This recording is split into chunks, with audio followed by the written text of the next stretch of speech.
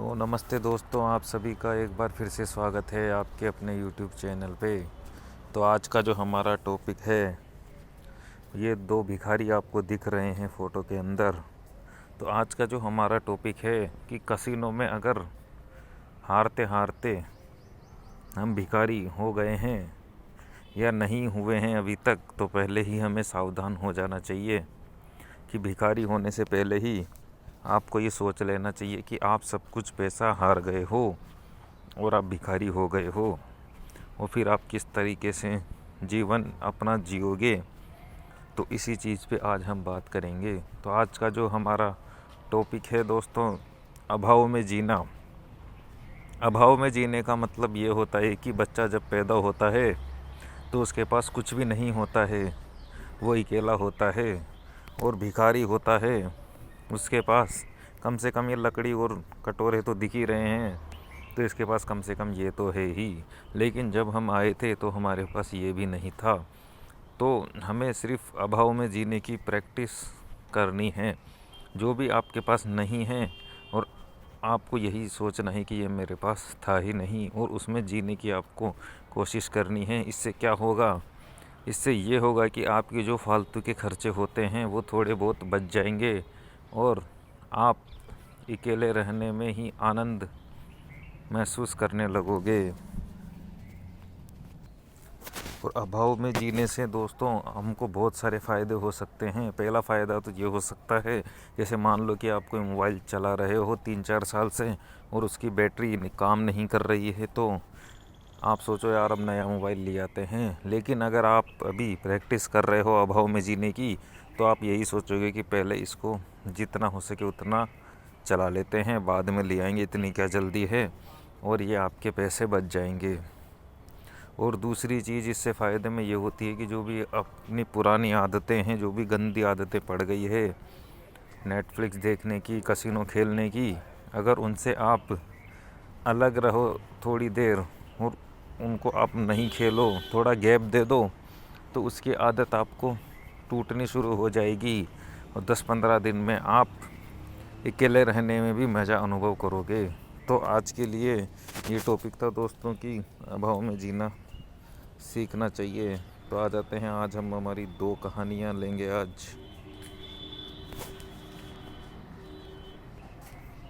पहली कहानी है जू और खटमल की। एक जू राजा के बिस्तर में रहता था। रात में जब राजा सो जाता था तब वह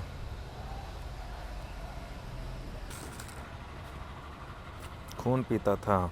वह हमेशा राजा के गहरी नींद में सो जाने के बाद ही राजा का खून पिया करता था, इसलिए वह कभी पकड़ा नहीं गया। एक बार एक खटमल आया तो जू ने उससे कहा कि इसके पहले कि राजा के सेवक तुम्हें पकड़ ले, तुम यहाँ से चले जाओ। पर खटमल बोला, मैं कभी राजा का खून नहीं पिया, मैं बस उसका स्वाद लेना चाहता हूँ। जू मान गया, पर उसने कहा, तुम्हारे काटने से राजा बहुत पीड़ा होगी, इसलिए जब राजा सो जाए तभी उसे काटना। रात को राजा बिस्तर पर सोने आया। खटमल से सब्र नहीं हुआ और उसने टपाक से राजा को काट लिया। राजा ने फौरन अपने सेवकों को बुलाया। तब वे राजा के बिस्तर को जांच रहे थे। उन्हें जू मिला और उन्होंने उसे मार डाला। खटमल तुरंत छिप गया और बच गया। तो दोस्तों, कहानी से यही शिक्षा मिलती है कि किसी अजनबी की बातों पर भरोसा नहीं करना चाहिए। और ये जो कहानी है, इससे हम ये भी सीख सकते हैं कि रात में जब ये राजा सो गया गहरी नींद में, तब खटमल इसको थोड़ा बहुत काट लेता था और खून पी लेता था।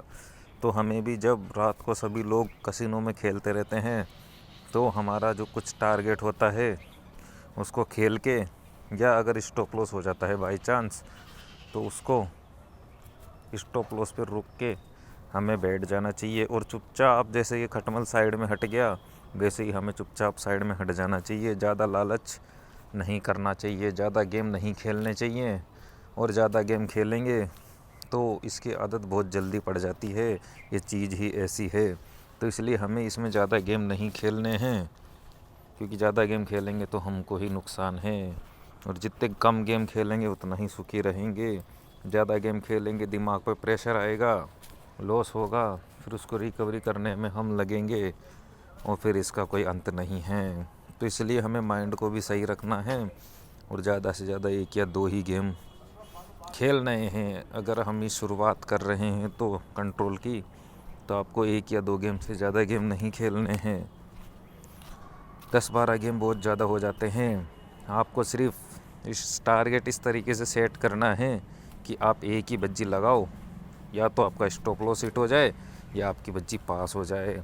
और जैसा कि फेंटन गेम होती है, अगर आप सिविंस पे खेलते हो तो फेंटन गेम बहुत अच्छी है, जिसमें कि 3 प्लेयर आप पकड़ सकते हो। तो इसमें 95% आपकी गेम हो जाती है। कोई 5% ही अगर वो जो आपने नहीं पकड़ा है वो आ जाए तो बात अलग, क्योंकि 4 प्लेयर में से 3 प्लेयर जब आपने रख लिए खुद के पास, तो इससे सही और क्या होगा। फिर भी अगर हम हार जाएंगे तो हमारा स्टॉप लॉस हिट हो जाएगा। तो इस तरीके से हमें टारगेट रखना चाहिए। और फेंटन में भी आप 1 गेम हारोगे, 2 गेम हारोगे, 3 गेम बहुत मुश्किल है कि आप तीनों गेम हार जाओ। तो आपको बेट इस हिसाब से तय करनी है कि अगर आप पहली बज्जी में मान लो 3 प्लेयर पकड़े, आपने हार गए, तो अगली बज्जी आपको ट्रिपल या चौबल लगानी पड़ेगी, तभी आप उसकी रिकवरी होगी।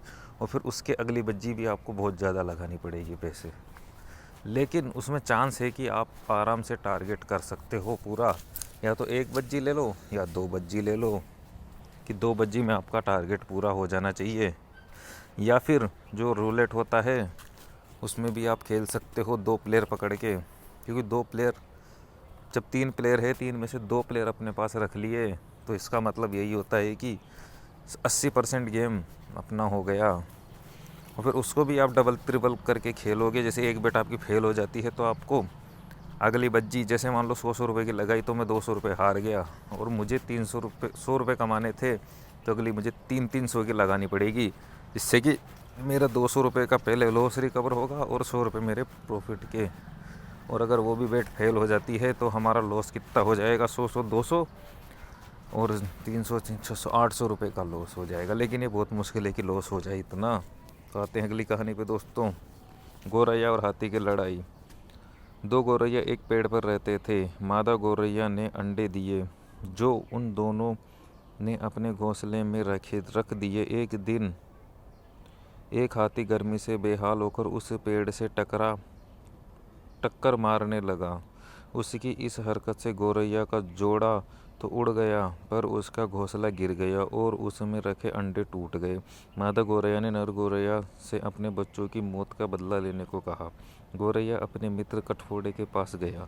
उसने अपने ये मित्र मक्खी को बुलाया। फिर वे तीनों मिलकर मेंढक के पास गए। फिर मेंढक ने अपनी तरकीब बताई। मक्खी सबसे पहले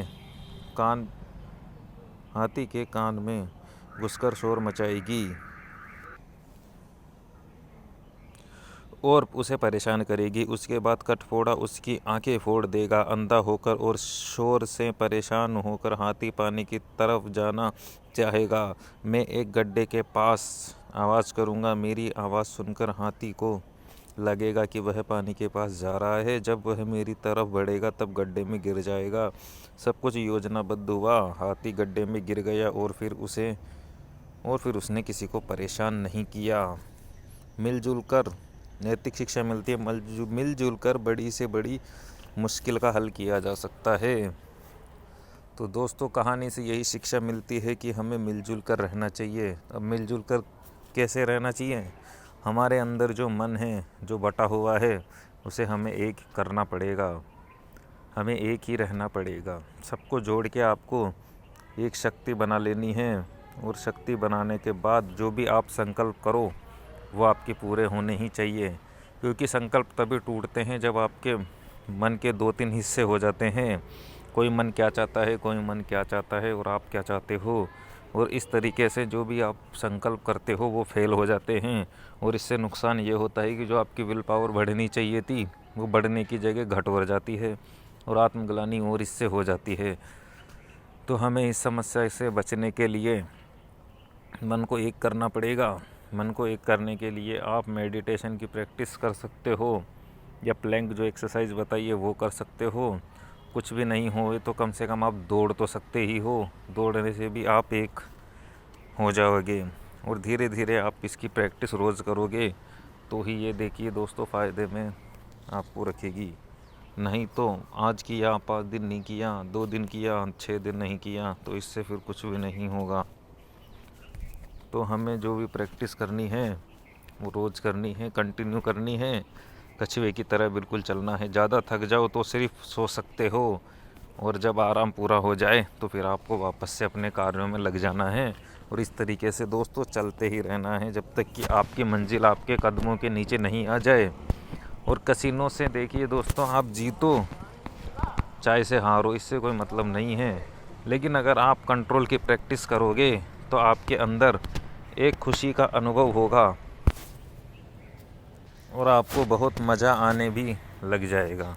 यात्रा करते करते ही, कंट्रोल करते करते ही, हो सकता है आपको 10-15 दिन दिक्कत होगी, लेकिन बाद में आपको दिक्कत का सामना कम करना पड़ेगा क्योंकि आपकी आदत पड़ चुकी होगी।